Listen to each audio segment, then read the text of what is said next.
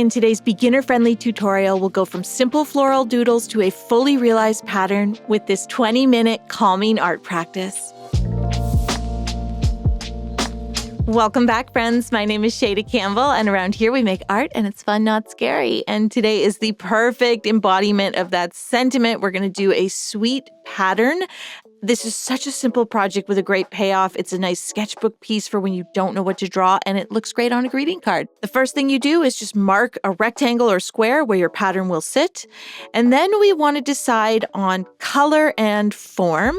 So I knew I wanted to include some pink flowers, so that's where I started. I've got this dusty light rose and a nice warm green. If you want to, just start with the colors and then figure out the floral doodles. I have lots of videos, lots is an understatement, on the channel about different flower doodles and drawings, but what I'm using today is just the simplest of shapes. So think 4 and 5 petal flowers, the type of flowers that you doodle when you're a little kid.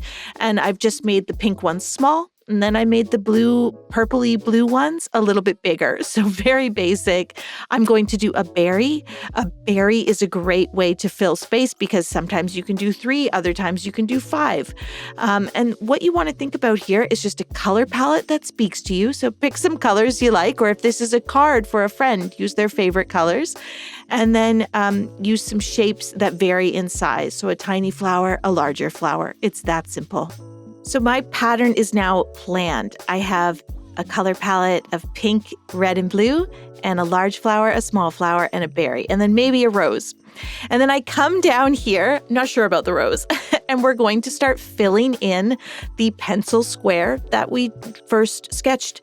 And again, it's that simple. This is such a great sketchbook project, especially for the beginner, but also if you're just feeling burnt out lately and you want to just sit down to a meditative project that makes you feel good, this is the one for you. This is the one you want.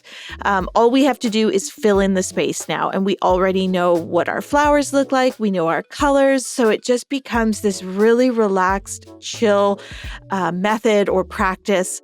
You don't really have to think about a whole lot other than the fact that you want to take your subjects, your berries and flowers, right up to that pencil line, even going over it ever so slightly. Because the thing is, with the pattern, we just want to fill that space, whether you sketched a rectangle or a square or an oval, whatever.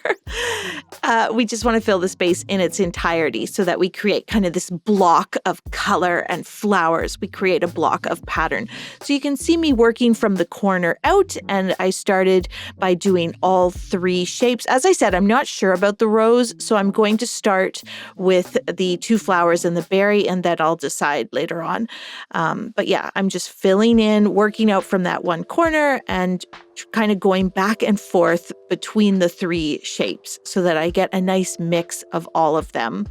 I've chosen to use one green across all of the flowers. It's this super warm light green that I really like. And then only for the blue flowers have I done just that little hint of a darker green line. So the color palette is so simple. Using one green on all of your plants can really help create like a nice color harmony.